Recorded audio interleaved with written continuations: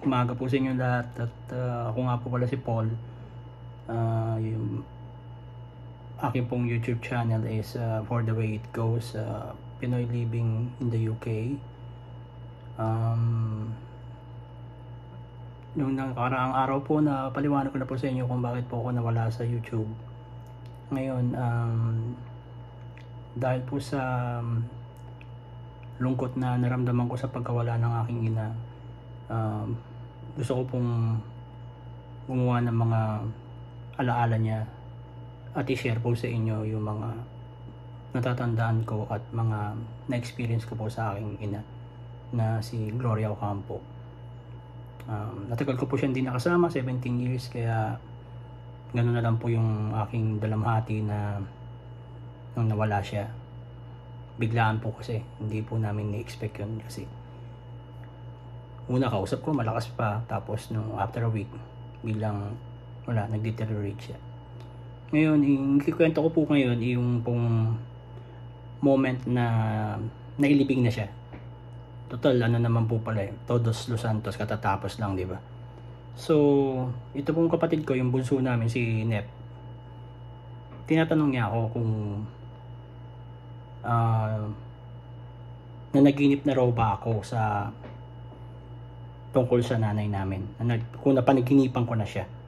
Sabi ko sa kanya, ito po mga nakakalipas na ng mga 2 linggo.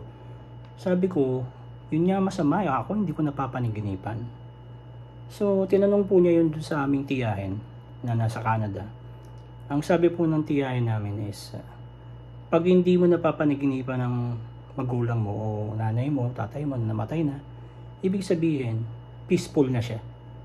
Kung nasaan man siya nandoon. Nasa mabuti na siyang kalagayan, masaya na siya, nakatawid na siya. Yun ang sinabi sa amin. Pero syempre bilang isang anak, nag-iisip ka rin, bakit hindi ka pa nga naginip? Alam naman nyo, di ba, ang psyche niyan is sobrang lungkot mo, mangyayari is mapapanaginipan mo siya.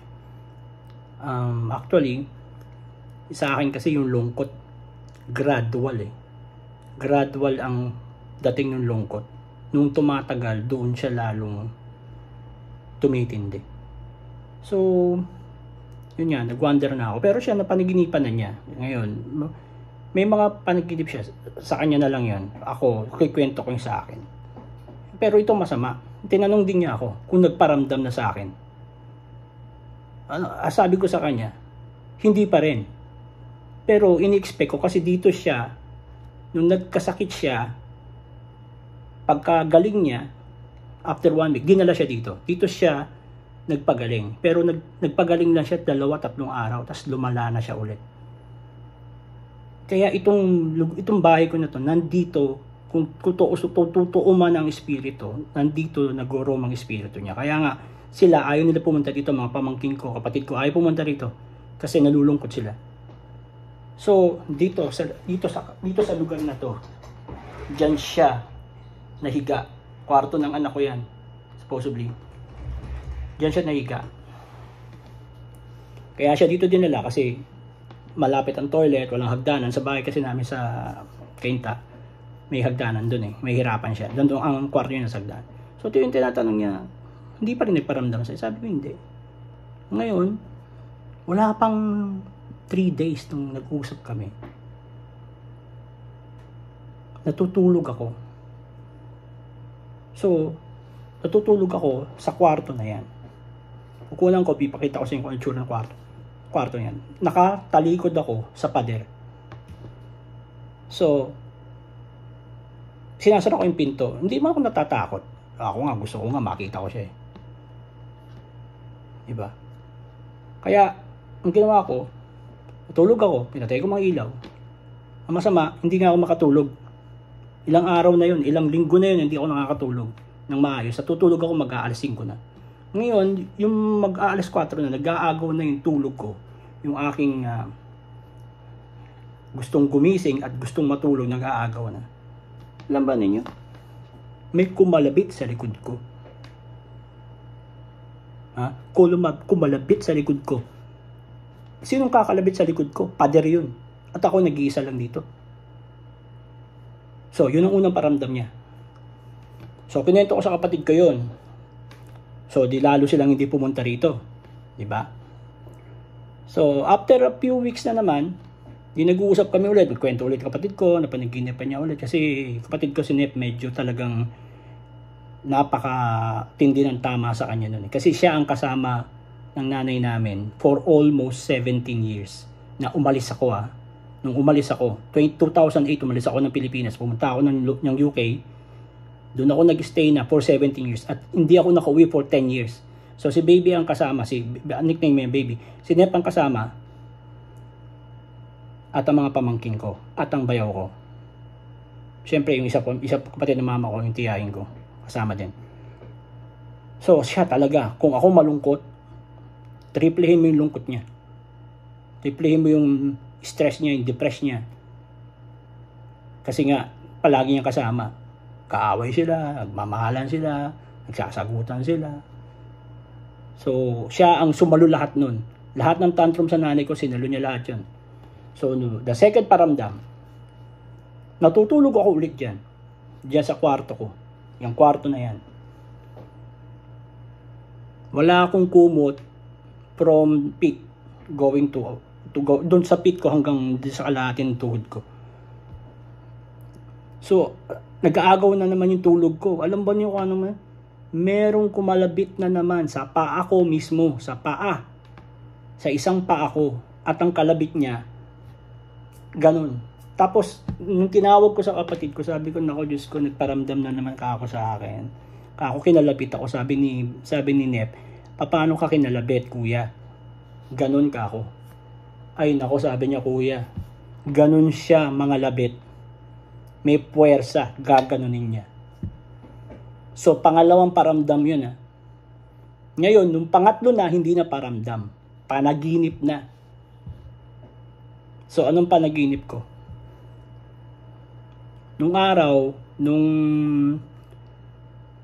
mga way back to mga 1990s to 1990s, nag-start kaming mag-open ng karinderya na may konting grocery. Ganyan kami binuhay ng nanay ko ganyan kami pinag-aral, ganyan kami, lalo na pagpatapos niya yung dalawang kapatid ko. Ako, hindi ako nagtapos kasi salbahe ako Salbahe ako sa kanya.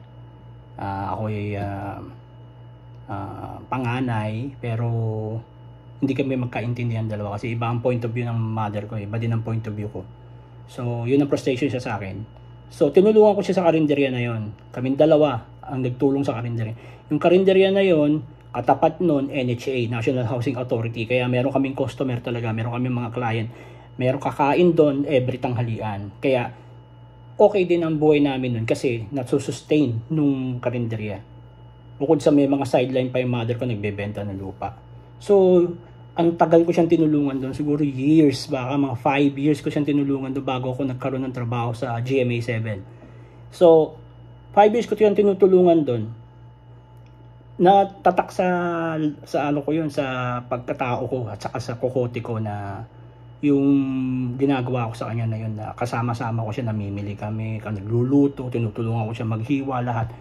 Ako ng mga tao minsan pag wala siya, pag meron siya mga kliyente sa kanyang pagbebenta ng lupa. Ngayon, alam mo kung anong panaginip ko? Nakita ko siya, sasama yung tiyahin ko, nagsasalansan sila ng mga delata sa istante. Tapos, ako nandoon, nakatingin sa kanila. Tapos sabi ko, ano mama? Magtitinda na naman tayo, magkakarinderya tayo ulit. Sabi ko sa kanyang ganun. Tapos alam mo kung ano ginawa lang niya? Humarap siya sa akin, nakatalikod siya, humarap siya sa akin. Tapos ngumiti siya.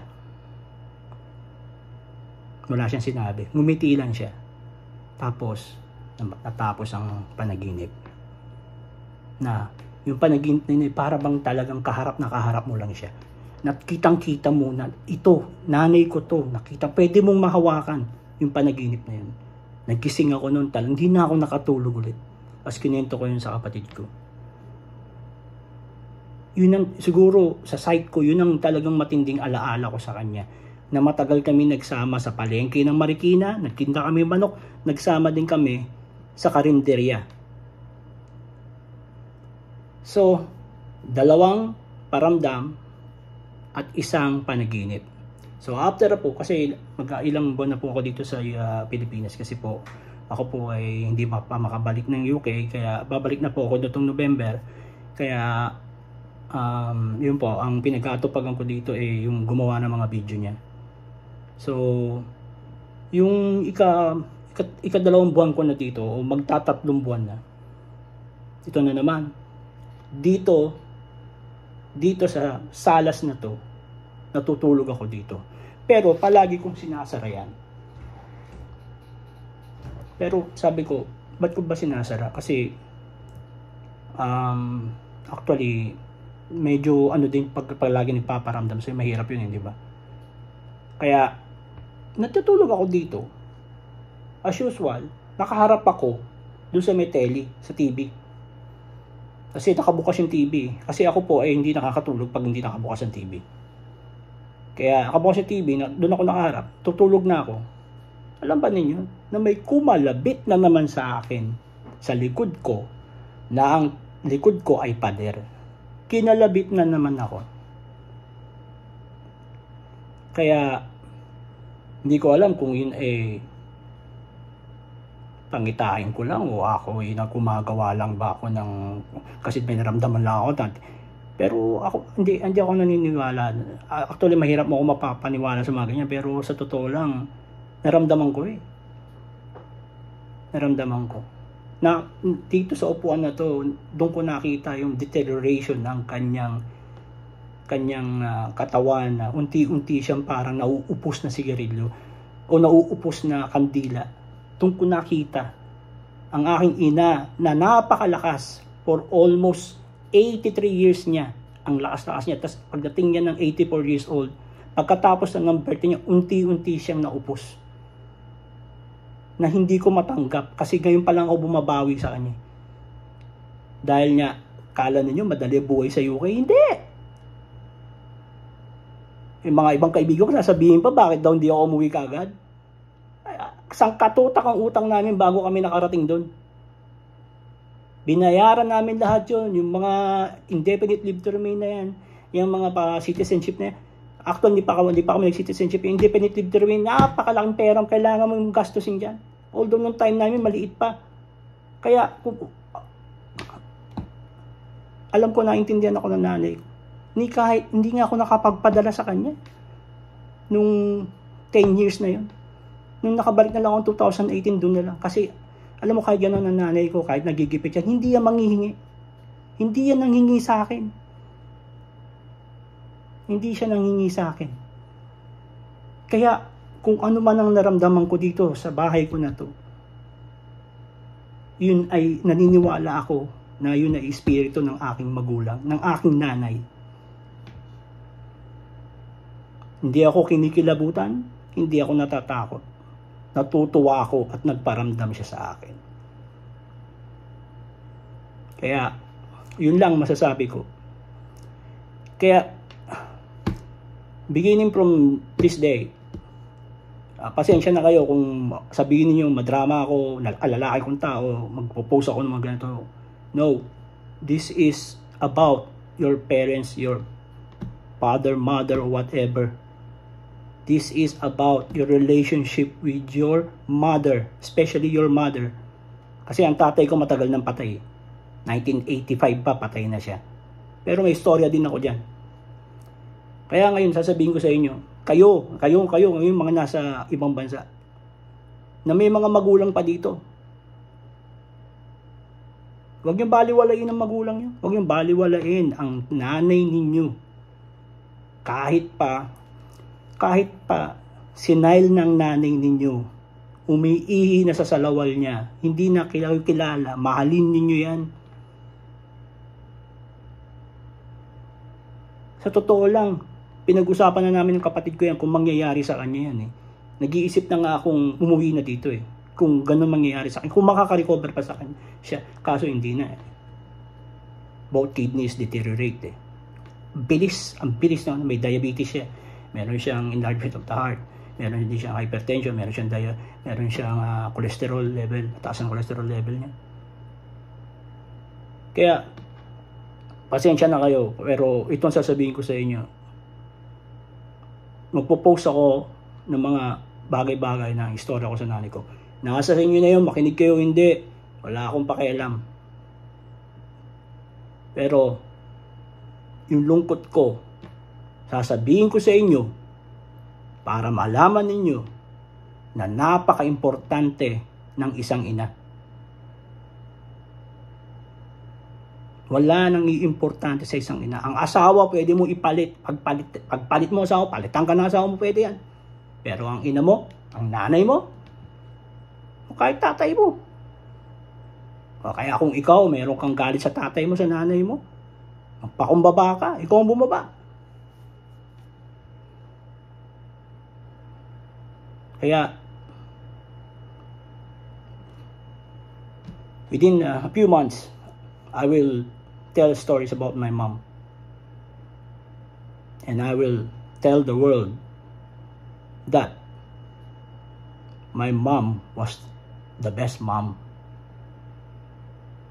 And I know she always loved us. And she sacrificed for us. Talagang totoo ang salita, ang kasabihan na mga Pilipino na ang ina, ang nanay ay ilaw ng tahanan. Napatunayan ko sa nanay ko yan. Marami pong salamat.